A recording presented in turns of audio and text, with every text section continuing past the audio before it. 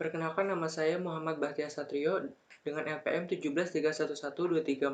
17311301350152 dari Fakultas Ekonomi dan Bisnis. Di sini saya akan mempresentasikan BMC yang saya buat dengan judul BMC yaitu Shining Cafe Sweetest Desserts Softly. Ini adalah bisnis model kanvas saya. Di era modern ini, semakin banyak masyarakat yang menyadari pentingnya gaya hidup sehat untuk kesehatan di masa mendatang. Salah satu negara yang masyarakatnya juga mulai mengikuti gaya hidup sehat adalah Indonesia.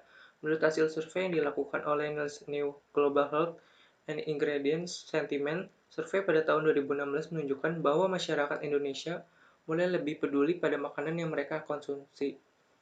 Diprediksi bahwa akan terus terjadi peningkatan pada masyarakat yang menerapkan pola hidup sehat dan beraktivitas fisik hingga 24% pada tahun 2020. Alasan itulah yang membuat saya melihat adanya peluang bisnis untuk produk-produk makanan dairy free, khususnya untuk kuliner manis seperti cake, es krim, dan smoothies, yang mana banyak orang takut untuk mengkonsumsi karena banyak mengandung gula dan lemak. Di sini saya berpikir untuk membuat sebuah restoran yang menjual makanan manis, tetapi berbahan dasar sehat dan dairy free tentunya.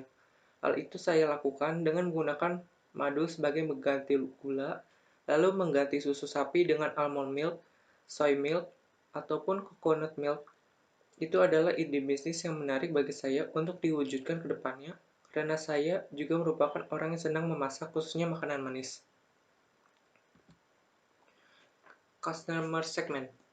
Bisnis yang akan saya buat adalah sebuah restoran sehat yang menyediakan cake, es krim, dan smoothies dengan menggunakan bahan-bahan dairy free. Konsep bisnis tersebut disesuaikan dengan segmen pelanggan saya, pelayanan yang ramah.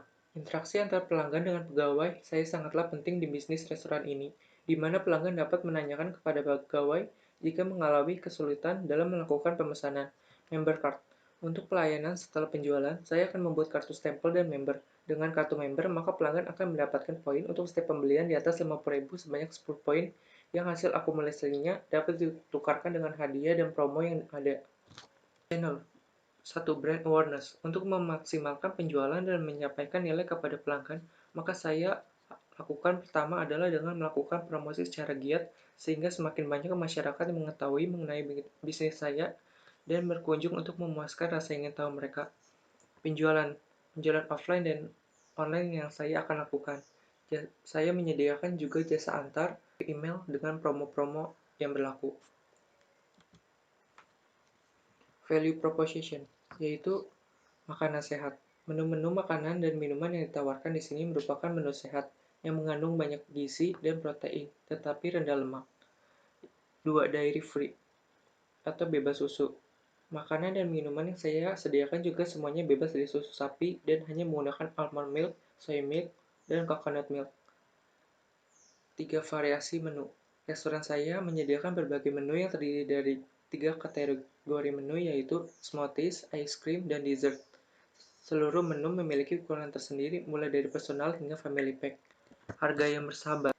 Segmen pelanggan kami adalah masyarakat menengah atas karena pilihan dan kualitas dari bahan baku yang kami gunakan namun masih cukup terjangkau dan bersahabat, yaitu sekitar 30.000 sampai 250.000-an.